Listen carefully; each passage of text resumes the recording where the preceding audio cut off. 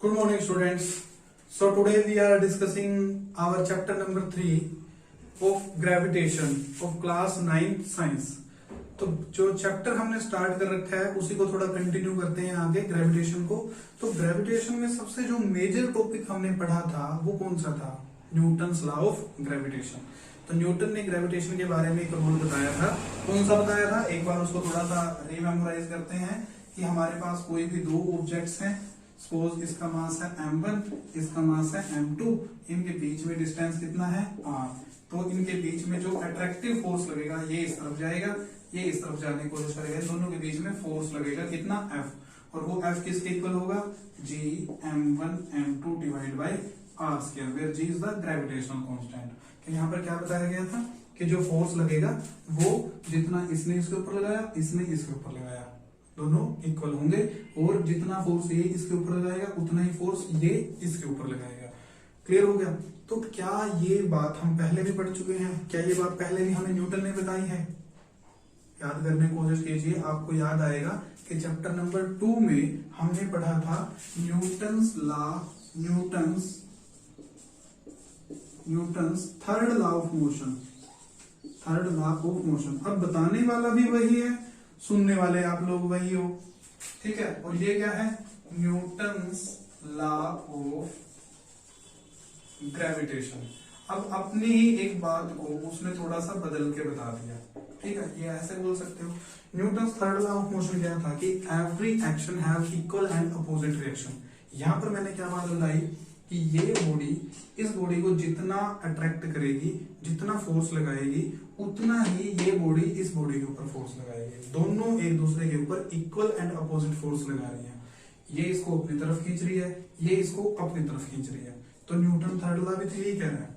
बस इसमें क्या था कि जो दोनों बॉडी है वो कॉन्टेक्ट में थी, कि दोनों एक दूसरे के ऊपर फोर्स जो है पुश और पुल से लग रहा था, यानी कि कॉन्टेक्ट में आके ही फोर्स लग रहा था। लेकिन ये दोनों एक दूसरे के कॉन्टेक्ट में आए बिना ही फोर्स लगा रही है। जैसे ये मार्कर है, ये अर्थ इसको अभी भी अपनी तरफ अट्रैक्ट कर रही है, तो दोनों एक दूसरे के कॉन्टेक्ट में नहीं है लेकिन फोर्स फिर भी लग रहा है। तो इसका मतलब है कि जो न्यूटन्स लॉ ऑफ ग्रेविटेशन है उसको आप इक्विवेलेंट बोल सकते हो किसके? Newton's third law of motion के भी। दोनों जो है वो एक दूसरे के ऊपर अप्लाई हम कर सकते हैं, एक दूसरे की जगह पे रख सकते हैं। तो ये तो बात हो गई इन दोनों को कंपेयर करने की, ठीक है। लेकिन अगर इसी को हम अपनी अर्थ के ऊपर अप्लाई करें, कोई सा भी रूल है, मान लो ये वाला है, इसको हम अपनी अर्थ के ऊपर अप्लाई करें, ये है हमारी अर्थ, ठीक है, बहुत बड़ी है। इसके ऊपर हमने एक स्टोन रखा हुआ है, छोटा सा स्टोन है। क्लियर हो गया? तो ये होगी इनके बीच में डिस्टेंस r। तो ये अर्थ जो है, अब इनकी अगर बात की जाए तो जैसा यहां पर बताया, इन दोनों के बीच में जो ग्रेविटेशनल फोर्स होगा, ये अर्थ इस ऑब्जेक्ट को अपनी तरफ खींचेगी, ये इसको अपनी तरफ खींचेगा। या इसको स्टोन ना मानो तुम, इसको तुम ये पेन मान लो। ये तो हो गया ये पेन, और ये हो गई हमारी अर्थ, ठीक है। तो इन दोनों में अब देखो जो फोर्स होगा वो ग्रेविटेशनल फोर्स कैसा लगेगा। इसको मैं यहां से छोड़ देता हूं, ठीक है। तो कहां जाएगा? ये नीचे की तरफ। कहां गया? अर्थ की तरफ गया। तो अभी आपके माइंड में, अगर आप इसको ध्यान से सुन रहे हो, तो आपके माइंड में एक बहुत अच्छा क्वेश्चन आएगा, और वो कौन सा होगा कि अगर ये पेन अर्थ के ऊपर जो फोर्स लगा रहा है, अर्थ भी इस पेन के ऊपर उतना ही फोर्स लगा रही है, तो पेन ही नीचे की तरफ क्यों गया? जब पेन भी अर्थ को उतना ही फोर्स दे रहा है, तो अर्थ ऊपर की तरफ क्यों नहीं आई? अर्थ इसकी तरफ क्यों नहीं आ रही है? तो इसकी जो एक्सप्लेनेशन है वो आप कैसे दोगे? आपने पढ़ा हुआ है Newton second law, F is equal to ma। क्या था कि जो फोर्स है वो डायरेक्टली प्रोपोर्शनल होता है मास of the body and acceleration produced in the body. यानी कि जितना ज्यादा हम फोर्स लगाएंगे उतना ही बॉडी में एक्सेलरेशन प्रोड्यूस होगी, depending upon the mass also, ठीक है। तो अगर एक्सेलरेशन की वैल्यू हम निकालें, तो एक्सेलरेशन हम बोल रहे हैं कि पेन नीचे की तरफ गया, यानी कि इसकी वेलोसिटी में तो चेंज आया, अर्थ ऊपर की तरफ नहीं आई, यानी कि उसकी वेलोसिटी में चेंज नहीं आया। मींस अर्थ की एक्सेलरेशन जो है वो 0 रही है, चेंज नहीं हुई है, इसमें एक्सेलरेशन प्रोड्यूस हुई है। तो एक्सेलरेशन की ही बात कर रहे हैं। तो एक्सेलरेशन किसके इक्वल आएगी? m नीचे चला गया तो ये आ गया F बाई m, यानी कि acceleration is inversely proportional to m। अब इसका मतलब क्या हुआ कि किसी बॉडी में जो एक्सेलरेशन प्रोड्यूस होगी वो इनवर्सली प्रोपोर्शनल होगी उसके मास के, यानी कि जब मास ज्यादा है तो उसमें एक्सेलरेशन प्रोड्यूस होगी कम। तो इन दोनों के केस में देखो अर्थ का मास बहुत ज्यादा है, जो हमारी अर्थ है बहुत ज्यादा है, इस पेन का मास बहुत कम है, तो इसका मास कम है तो इसमें एक्सेलरेशन प्रोड्यूस हुई ज्यादा, ये तो इसकी वेलोसिटी चेंज हो गई, लेकिन अर्थ का मास बहुत ज्यादा है, मास ज्यादा हो गया तो एक्सेलरेशन प्रोड्यूस होगी बहुत कम, और मास बहुत ही ज्यादा हो जाएगा इसके कंपेयर में तो इन्फिनिटी हो गया, तो ये इन्फिनिटी हो गया तो एक्सेलरेशन क्या बन जाएगी, जीरो हो जाएगी, तो इसलिए एक्सेलरेशन वहां पर जीरो हो जाएगी। तो आपके माइंड में जितने भी क्वेश्चन प्रोड्यूस होते हैं, अराइज होते हैं, उन सभी का लॉजिकल तरीके से आंसर दिया जा सकता है। अब वो आपके ऊपर है कि आपके माइंड में कितने क्वेश्चन आते हैं और कितने का आप सेटिस्फाइड आंसर अपने माइंड से ले सकते हो, या कितनी आप क्वेरीज करते हो। अगर आपके माइंड में ऐसा कोई क्वेश्चन आता है तो आप विदाउट एनी हेजिटेशन आप पूछ सकते हो। तो ये हो गया हमारे पास Newton's third law of motion and gravitation law. उसके बाद जो हमने करना है वो हमारे पास टॉपिक अब आ जाता है ग्रेविटी एंड ग्रेविटेशन। अब ग्रेविटी भी आपने कई जगह पढ़ा होगा कि ग्रेविटी भी कुछ चीज होती है, ग्रेविटी अर्थ की ग्रेविटी है, मून की ग्रेविटी है, अभी तक आपने छोटी क्लासेस में पढ़ा होगा, लेकिन अभी आपने इससे पहले जो वर्ड पढ़ा है वो ग्रेविटेशन पढ़ा है। तो दोनों में अंतर क्या है, ठीक है। तो अंतर क्या होता है, देखो ग्रेविटेशन फोर्स ये वाला है, ग्रेविटेशन फोर्स है ये, ग्रेविटेशन फोर्स क्या होगा कि जब एक बॉडी दूसरी बॉडी के ऊपर कुछ फोर्स लगा रही है, अट्रैक्टिव फोर्स है, ग्रेविटेशन के कारण वो फोर्स लगा है, तो उसको हम क्या बोलेंगे, ग्रेविटेशनल फोर्स। क्लियर हो गया। दूसरा जो वर्ड हम पढ़ रहे हैं अभी वो क्या है, ग्रेविटी। ग्रेविटी ग्रेविटी क्या होगा, जब एक बहुत ही बड़ी बॉडी, हेवनली बड़ी body, a very large body, तो ग्रेविटी भी एक तरह का फोर्स ही है, जैसे ग्रेविटेशनल फोर्स है ना, ग्रेविटी भी एक तरह का फोर्स है, बस एक स्पेशल केस में है। वो स्पेशल केस कौन सा है, a very large body, heavenly large, बहुत बड़ी, जैसे कि कौन सी हो गई, अर्थ हो गया, मून हो गया और सन हो गया, इस तरह की बहुत बड़ी, यानी कि बहुत बड़ी चीज की हम बात कर रहे हैं। exerting some force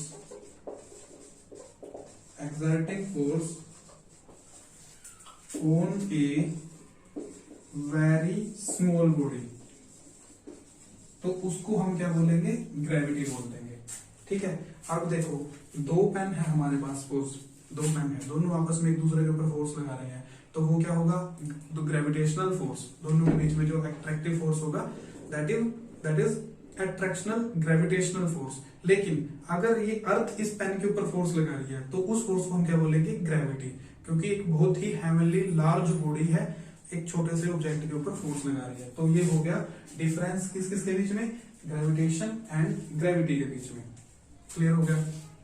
एक वर्ड आपके पास आएगा acceleration due to gravity. Acceleration due to gravity, अब इसका मतलब क्या है, एक्सेलरेशन ड्यू टू ग्रेविटी को आप क्या बोलोगे, कैसे बोलोगे, क्या लिखोगे। ग्रेविटी तो हो गया फोर्स। अब अभी जैसे आपने पढ़ा है सेकंड चैप्टर में भी न्यूटन ने आपको बताया है कि जो आप फोर्स लगाते हो किसी बॉडी के ऊपर तो एक्सेलरेशन प्रोड्यूस होते हैं, ठीक है। अभी भी आपने एक एग्जांपल में देखा कि ये ऑब्जेक्ट है, इसको अर्थ ने अट्रैक्ट कर लिया, आपने इसको छोड़ दिया अगर, तो ये नीचे की तरफ जाएगा, क्यों, क्योंकि अर्थ ने इसको फोर्स लगाया तो इसमें एक्सेलरेशन प्रोड्यूस हुई, ठीक है। तो अर्थ ने जो इसके ऊपर फोर्स लगाया उसको हमने क्या नाम दे दिया, ग्रेविटी दे दिया, क्योंकि बहुत बड़े ऑब्जेक्ट ने इसके ऊपर फोर्स लगाया।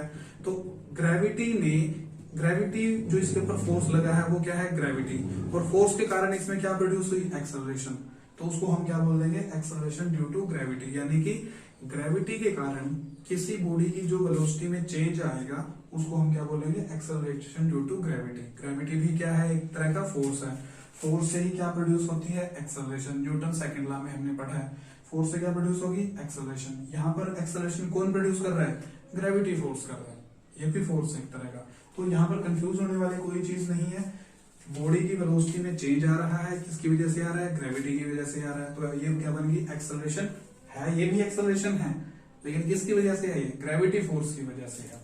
तो ये हो गया एक्सेलरेशन ड्यू टू ग्रेविटी। इसको हम किससे रिप्रेजेंट करते हैं, स्मॉल जी से, ठीक है। तो अब यहाँ पर हमने देखना है कि एक्सेलरेशन ड्यू टू ग्रेविटी जो है वो हमारी अर्थ पे कितनी होती है। मतलब कि जो हमारी अर्थ है वो दूसरे ऑब्जेक्ट्स पे कितना फोर्स लगा रही है। तो इसके लिए हम क्या करते हैं, सपोज हमारे पास ये है हमारी अर्थ, इसके ऊपर ये कोई ऑब्जेक्ट रखा है, जो ऑब्जेक्ट रखा है इसका मास है स्मॉल एम, अर्थ का मास है कितना, कैपिटल एम। ये है अर्थ का सेंटर, अर्थ के सेंटर से इसका जो डिस्टेंस बनेगा वो क्या बनेगी, रेडियस ऑफ अर्थ, क्योंकि अर्थ की रेडियस कितनी है 6400 किलोमीटर। इसका डिस्टेंस कितना होगा 1 मीटर, 2 मीटर, ज्यादा ज्यादा 5 मीटर। ठीक है, तो ये आ जाएगी अर्थ की रेडियस आर। क्लियर हो गया। तो इन दोनों के बीच में अगर ग्रेविटेशनल फोर्स निकालें तो कितना आएगा, ग्रेविटेशनल फोर्स इनके बीच में आएगा एफ, ग्रेविटेशनल फोर्स कितना आएगा, फॉर्मूला क्या है, G mass of the first object capital M multiply by mass of the second object divide by distance. दोनों के बीच में जो ग्रेविटेशनल फोर्स रहेगा वो हमारे पास आ जाएगा F gravitational force G M M divide by R square. लेकिन अगर हम इसके वेट की बात की जाए, इसका वेट भी तो नीचे की तरफ एक्ट करेगा, जैसे मेरा वेट है वो नीचे की तरफ एक्ट कर रहा है। ठीक है, और वेट क्या होता है, जितना मेरे अंदर मास है, मास of the body multiply by the gravity acting on this body, तो वो क्या हो जाएगा m इंटू जी, ये क्या हो जाएगा वेट। तो वेट ऑफ द बॉडी कितना है, weight is equal to mass into its gravity, जितना उसके ऊपर ग्रेविटी एक्ट कर रही है, जितना नीचे की तरफ फोर्स उसके ऊपर लगा हुआ है।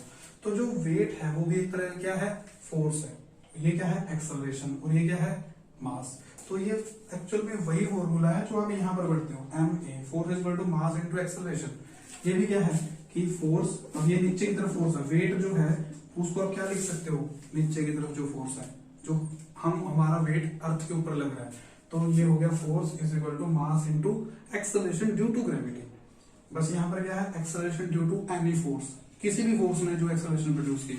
लेकिन यहाँ पर बात कर रहे हैं कि एक्सेलरेशन हो जो सिर्फ किसके कारण हुई है, ग्रेविटी के कारण हुई है। तो ये हो गया मास इनटू ग्रेविटी। तो ये फोर्स है एफ, एफ जो ये फोर्स है वो नीचे की तरफ लगा रहा है, कौन, इसके ऊपर, और ग्रेविटेशनल फोर्स इसके ऊपर लग रहा है, ये इसके ऊपर लगा रहा है। ठीक है, तो इसका मतलब क्या है कि दोनों फोर्स क्या रहेंगे, इक्वल रहेंगे, क्योंकि ये कौन सा फोर्स है, एफ है जो वो ये नीचे की तरफ लगा रहा है, और ग्रेविटेशनल फोर्स है जो इन दोनों के बीच में एक्ट कर रहा है। तो इसका मतलब है कि एफ जो ग्रेविटेशनल फोर्स है और जो एफ वेट वाला फोर्स है वो दोनों इक्वल है। अगर इनको इक्वल पुट कर देते हैं, M G is equal to G M M divide by R square के इक्वल आ जाता है। यहाँ से स्मॉल एम जो है वो कैंसिल हो जाएगा, जो स्मॉल जी है इसकी वैल्यू कितनी आएगी हमारे पास, G M M by R square. ये फॉर्मूला आपको याद होना चाहिए।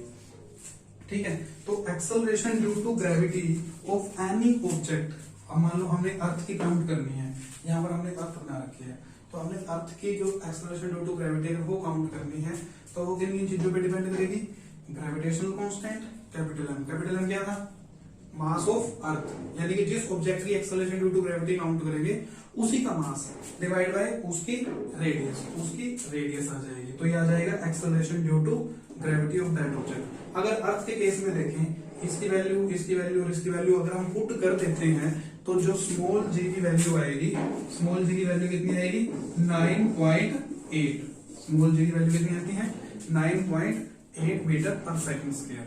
तो हमारे अर्थ के जो सरफेस के पास अगर हम बात देखें कि ग्रेविटी की वैल्यू 9.8 न्यूटन आती है, जितना हम अर्थ से दूर जाएंगे, ऊपर की तरफ जाएंगे, अर्थ से आप ऊपर की तरफ जाओगे तो अर्थ के और आपके बीच में जो डिस्टेंस है वो बढ़ जाएगा, और अगर डिस्टेंस बढ़ जाएगा तो ग्रेविटी की वैल्यू क्या होगी, कम हो जाएगी। क्लियर हो गया ना, डिस्टेंस अगर बढ़ेगा तो ग्रेविटी की वैल्यू कम होगी, और ग्रेविटी की वैल्यू कम होगी इसका मतलब क्या है कि जैसे जैसे हम अर्थ से ऊपर की तरफ जाएंगे तो ग्रेविटी की वैल्यू हमारे ऊपर जो एक्ट कर रही है एक्सेलरेशन ड्यू टू ग्रेविटी वो कम हो जाएगी। ठीक हो गया। दूसरा एक इंपॉर्टेंट बात यहाँ से हमें पता चलती है कि जो एक्सेलरेशन ड्यू टू ग्रेविटी है वो डिपेंड नहीं करती कि जो जिसके ऊपर ग्रेविटी एक्ट कर रही है, जो नीचे की तरफ जाएगा उसका मास कितना है। अब इसका मतलब क्या हुआ कि आप कोई स्टोन ले लो बहुत बड़ा और ये पेन ले लो, स्टोन का मास ज्यादा है, पेन का मास कम है, दोनों को छोड़ दिया, दोनों सेम टाइम में नीचे जाके स्ट्राइक करेंगे अर्थ के साथ। अगर यहाँ पर हवा कुछ भी ना हो, ग्रेविटी वगैरह कुछ भी ना हो, तो दोनों सेम टाइम में नीचे अर्थ को हिट करेंगे। क्यों करेंगे, क्योंकि दोनों का जो मास है वो अलग अलग है, लेकिन मास पे तो ग्रेविटी एक्ट करती नहीं है। तो यहाँ पर दोनों की वेलोसिटी क्या है, 0, छोड़ दोगे तो acceleration due to gravity act करेगी और वो दोनों के ऊपर सेम ही लगेगी। तो इसलिए दोनों सेम। अगर आप कोई भी मतलब कागज भी ले लो, इसको और एक कागज को ले लो, दोनों को छोड़ दो तो आपको भी ये जल्दी जाएगा। लेकिन अगर यहाँ से हवा हटा दी जाए तो कागज और ये दोनों सेम स्पीड के साथ नीचे की तरफ जाएंगे और सेम टाइम में अर्थ पर पहुंचेंगे। ठीक है, तो ये इंपॉर्टेंट बातें हमें यहाँ से पता चलती हैं। बाकी नेक्स्ट लेक्चर में हम करेंगे कि ग्रेविटी और ग्रेविटेशनल कांस्टेंट यानी कि small G and capital G, इन दोनों में क्या डिफरेंसेस हैं। तो अभी तक के लिए आप ये पढ़िए।